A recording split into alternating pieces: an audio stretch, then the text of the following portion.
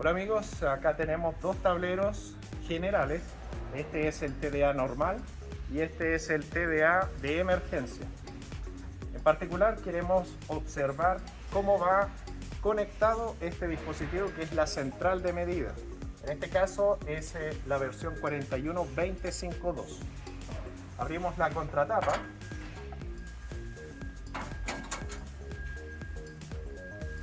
y vamos a observar las conexiones.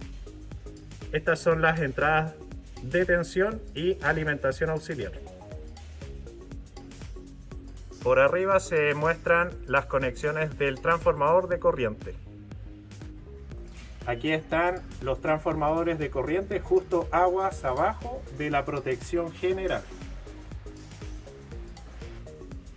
Y aquí tenemos las muestras de tensión protegidas por fusibles. Entonces, las muestras de tensión B1, B2, B3 las tomamos de estos bornes y están numerados con el 456, protegidas por fusibles.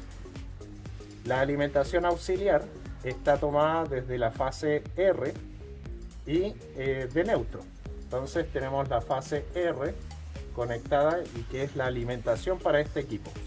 El neutro, por supuesto, debemos conectarlo en el borne de neutro y lo vamos a tomar desde la barra de neutro.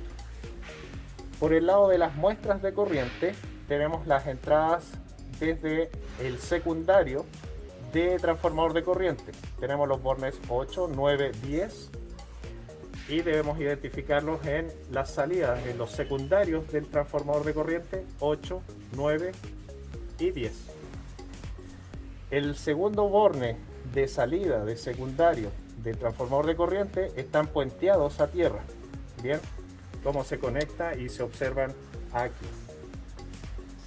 El equipo también tiene posibilidad de conexión con salida Modbus RTU y un puerto de temperatura.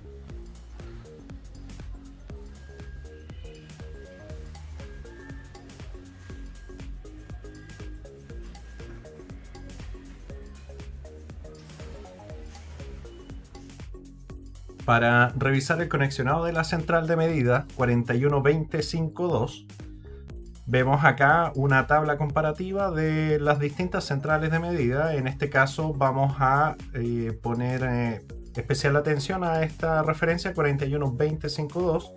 Es una de las más utilizadas. Su conexionado es muy similar a la 41253, que es una central premium con mayores prestaciones para otras aplicaciones.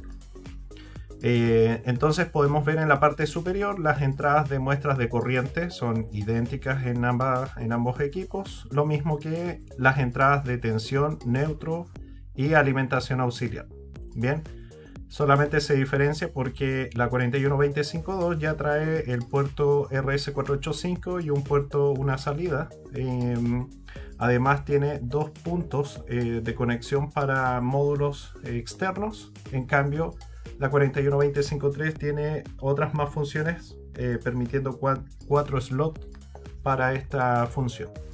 Entonces pongamos atención al 41252, en el cual vamos a poder observar que tenemos 6 distintos tipos de conexiones. 3 fases más neutro con 3 transformadores. Bien, fase 1, 2, 3, neutro, y tenemos 3 transformadores de corriente. Esta es la conexión más utilizada. Por supuesto que tenemos la función de conexión 3 fases sin neutro y 3 transformadores. 3 fases con 2 transformadores conectados en la fase 1 y 3. 1 y 3. También tenemos 3 fases sin neutro y solamente un transformador de corriente. Por ejemplo, podemos utilizarlo cuando la instalación sabemos que es trifásica y completamente balanceado. Otra conexión podría ser 3 fases más neutro y un transformador de corriente. Y por último, en un sistema monofásico con neutro y un transformador de corriente.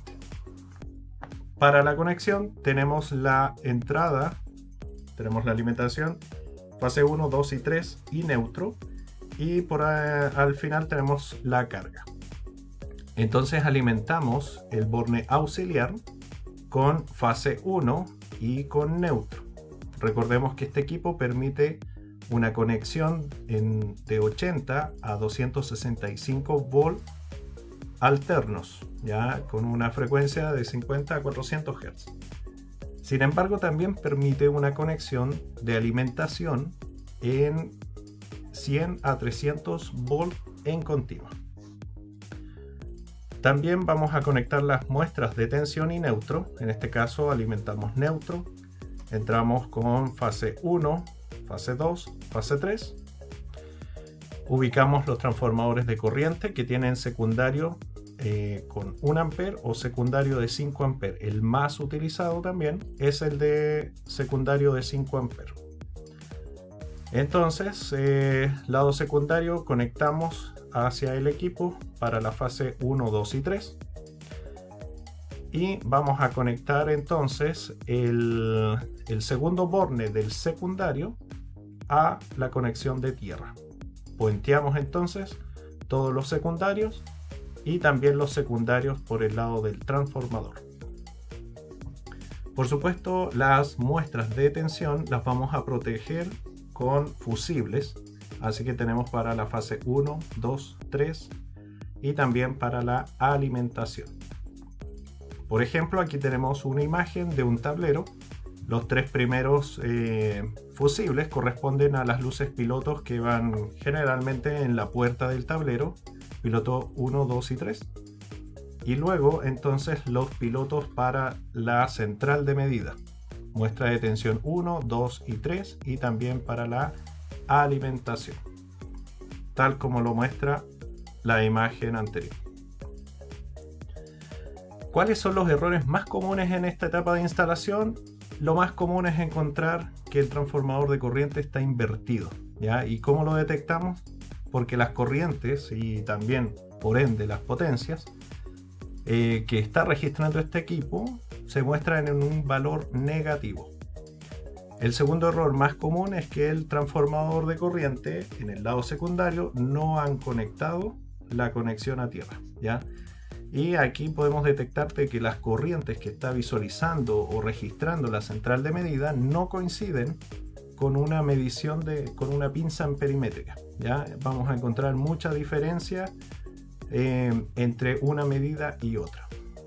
Por lo tanto, nuevamente acá tenemos una foto de ejemplo, tenemos el disyuntor general y justo aguas debajo tenemos la instalación de los 3 transformadores de corriente. Aquí una ampliación, tenemos entonces un modelo de transformador de corriente y tenemos las salidas, los secundarios y también la entrada principal, como se muestra en la imagen. S1 sería el secundario 1 y lo visualizamos en estos 3 puntos. S2 es el segundo secundario y lo visualizamos aquí, como se ve observado la conexión de puente a tierra. Por la parte posterior tenemos el primario, que es donde ingresa el cable, y por el frontis tenemos entonces el P2, que sería el primario 2. Bien, entonces en esta imagen tenemos la entrada de cable con ese flujo de corriente, ¿ya? El flujo de corriente entra por P1, sale por P2, tal como lo muestra esta imagen.